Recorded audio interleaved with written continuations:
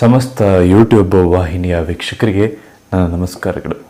ವೀಕ್ಷಕರೇ, ಇಂದಿನ ಈ ಸಂಚಿಕೆಯಲ್ಲಿ ಯಾವ ರೀತಿಯಾಗಿ ಒಂದು ಪ್ರಬಲವಾದಂತಹ ಅತ್ಯಂತ ಶಕ್ತಿಶಾಲಿಯಾಗಿರ್ತಕ್ಕಂತಹ ಒಂದು ವಶೀಕರಣವನ್ನು ಯಾವ ರೀತಿಯಾಗಿ ಮಾಡೋದು ಅಂತ ನಾನು ನಿಮಗೆ ತಿಳಿಸ್ಕೊಡ್ತಾ ಇದ್ದೇನೆ ವೀಕ್ಷಕರೇ.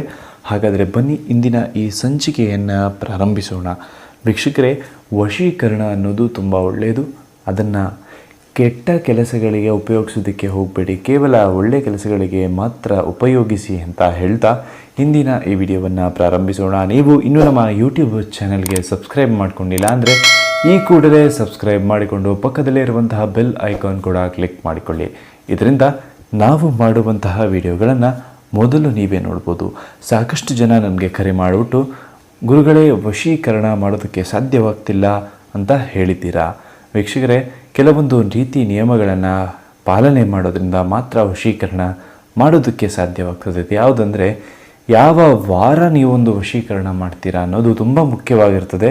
ಹಾಗೂ ವಶೀಕರಣ ಮಾಡೋದಕ್ಕೆ ನೀವು ಕೆಲವೊಂದು ರೀತಿ ನಿಯತಿಗಳನ್ನು ಪಾಲಿಸ್ಕೊಂಡು ಬರಬೇಕಾಗ್ತದೆ. ಅದು ಯಾವ ರೀತಿಯಾಗಿ ಅಂತ ನಾನು ನಿಮಗೆ ತಿಳಿಸ್ಕೊಡ್ತೇನೆ ವೀಕ್ಷಕರೇ. ಈ ವಿಡಿಯೋವನ್ನು ಕೊನೆ ತನಕ ನೋಡಿ. ಹಾಗಾದರೆ ಬನ್ನಿ ಇಂದಿನ ಈ ಸಂಚಿಕೆಯನ್ನು ಪ್ರಾರಂಭಿಸೋಣ. ಮೊದಲಿಗೆ ಈ ಒಂದು ವಶೀಕರಣ ಮಾಡೋದಕ್ಕೆ ಯಾವ ಯಾವ ವಸ್ತುಗಳ ಉಪಯೋಗ ಇದೆ ಅಂತ ನೋಡೋದಾದರೆ, ಒಂದು ನಿಂಬೆ ಹಣ್ಣನ್ನು ತಗೋಬೇಕಾಗುತ್ತೆ ವೀಕ್ಷಕರೇ. ಒಂದು ನಿಂಬೆ ಹಣ್ಣನ್ನು ತೆಗೆದುಕೊಂಡ ನಂತರ ಒಂದು ಮಾರ್ಕರ್ನ ಸಹಾಯದಿಂದ ಅದರ ಮೇಲೆ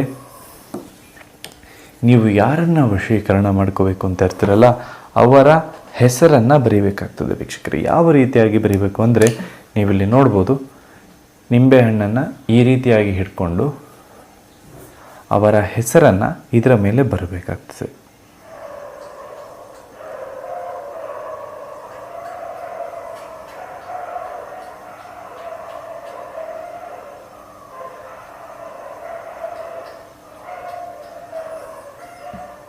ವೀಕ್ಷಕರೇ, ನೀವಿಲ್ಲಿ ನೋಡ್ಬೋದು ಯಾವ ರೀತಿಯಾಗಿ ನಾನು ಹೆಸರನ್ನು ಬರೆದಿದ್ದೀನಿ ಅಂತ. ನೋಡಿ, ಈ ರೀತಿಯಾಗಿ ಹೆಸರನ್ನು ಬರ್ಕೊಳ್ಳಿ. ಇಲ್ಲಿ ಹೆಸರಂತ ನಾನು ಬರೆದಿದ್ದೇನೆ. ನೀವು ಯಾರನ್ನು ವಶೀಕರಣ ಮಾಡ್ಕೋಬೇಕು ಅಂತ ಇರ್ತೀರಲ್ಲ ಅವರ ಹೆಸರನ್ನು ಬರೀಬೇಕಾಗ್ತದೆ ವೀಕ್ಷಕರೇ. ಅವರ ಹೆಸರನ್ನು ಬರೆದು ಈ ಒಂದು ಶಕ್ತಿಶಾಲಿಯಾದಂಥ ಪ್ರಾಚೀನವಾದಂಥ ವಶೀಕರಣ ಮಾಡಬೇಕಾಗ್ತದೆ ವೀಕ್ಷಕರೇ. ಈ ಒಂದು ವಶೀಕರಣ ಏನಿದೆಯಲ್ಲ ಅದು ಇವತ್ತು ಕೂಡ ಚಾಲ್ತಿಯಲ್ಲಿ ಇದೆ. ಈ ಒಂದು ಶಕ್ತಿಶಾಲಿ ವಶೀಕರಣ ಇವತ್ತಿನವರೆಗೂ ಕೂಡ ಚಾಲ್ತಿಯಲ್ಲಿ ಬಂದಿದೆ ವೀಕ್ಷಕರೇ. ಹಾಗಾದರೆ ಇದರ ಮೇಲೆ ಒಂದು ಹೆಸರು ಬರೆದು ವಶೀಕರಣ ಆಗುತ್ತಾ ಗುರುಗಳೇ ಅಂತ ಹೇಳೋದಾದರೆ ಖಂಡಿತವಾಗ್ಲೂ ಸಾಧ್ಯ ವೀಕ್ಷಕರೇ.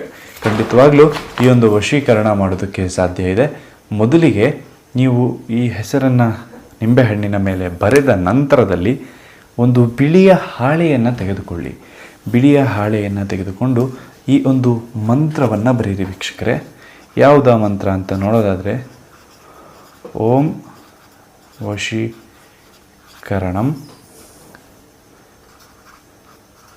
ಹ್ರೀಂ ವಶೀಕರಣಂ ಶ್ರೀಂ ವಶೀಕರಣಂ. ಹಾಗೂ ಇದನ್ನು ಒಂದು ಚೌಕದೊಳಗಡೆ ಹಾಕ್ಬಿಡಿ, ಸರಿನಾ? ಹಾಗೂ ಕೊನೆಯಲ್ಲಿ ತ್ರಿಶೂಲಾಕಾರವನ್ನು ಬರೆದು ಬಿಡಿ ವೀಕ್ಷಕರೇ. ಇದನ್ನು ಸಾಧ್ಯವಾದರೆ ಹಿತ್ತಾಳೆಯಲ್ಲಿ ಮಾಡೋದು ತುಂಬ ಉತ್ತಮವಾಗ್ತದೆ. ಹಿತ್ತಾಳೆಯ ತಗಡಿನಲ್ಲಿ ಮಾಡೋದು ತುಂಬ ಉತ್ತಮವಾದಂತಹ ಒಂದು ರಿಸಲ್ಟನ್ನು ನಿಮಗೆ ನೀಡುತ್ತದೆ ವೀಕ್ಷಕರೇ. ಹಾಗೇನಾದರೂ ಮಾಡೋದಕ್ಕೆ ಸಾಧ್ಯ ಆಗಲಿಲ್ಲ ಅಂತಂದರೆ ಬಿಳಿಯ ಹಾಳೆಯ ಮೇಲೆ ಮಾಡ್ಕೊಳ್ಳಿ. ಹಾಗೂ ಕುಂಕುಮವನ್ನು ಹಾಕಿ ಹಾಗೂ ಸ್ವಲ್ಪ ಅರಸಿನವನ್ನು ಹಾಕಿಬಿಟ್ಟು ಇದಕ್ಕೆ ಈ ಒಂದು ಸುಲಭವಾದಂತಹ ಮಂತ್ರವನ್ನು ನೀವು ಹೇಳಬೇಕಾಗ್ತದೆ. ಯಾವುದಾ ಮಂತ್ರ ಅಂದರೆ, ಕ್ಲೀಂ ಇಷ್ಟಸಿದ್ಧಿ ವಶಂ ಸ್ವಾಹ. ಕ್ಲೀಂ ಇಷ್ಟಸಿದ್ಧಿ ಸ್ವಾಹ. ಈ ಒಂದು ಸಣ್ಣದಾದಂತಹ ಮಂತ್ರವನ್ನು ನೀವು ಎಷ್ಟು ಬಾರಿ ಸಾಧ್ಯವೋ ಅಷ್ಟು ಬಾರಿ ಜಪ ಮಾಡಬೇಕಾಗ್ತದೆ ವೀಕ್ಷಕರೇ. ಈ ರೀತಿಯಾಗಿ ಜಪ ಮಾಡೋದ್ರಿಂದ ನೀವು ಇಷ್ಟಪಟ್ಟಂತಹ ಸ್ತ್ರೀ ಆಗಿರ್ಬೋದು, ಪುರುಷ ಆಗಿರ್ಬೋದು, ನಿಮಗೆ ವಶ ಆಗ್ತಾರೆ ವೀಕ್ಷಕರೇ. ವಶೀಕರಣ ಅನ್ನೋದು ಒಳ್ಳೆಯದು. ಅದನ್ನು ಕೇವಲ ಒಳ್ಳೆಯ ಕೆಲಸಗಳಿಗೆ ಮಾತ್ರ ಉಪಯೋಗಿಸಿ, ಕೆಟ್ಟ ಕೆಲಸಗಳಿಗೆ ಉಪಯೋಗಿಸೋದಕ್ಕೆ ಹೋಗಬೇಡಿ ವೀಕ್ಷಕರೇ.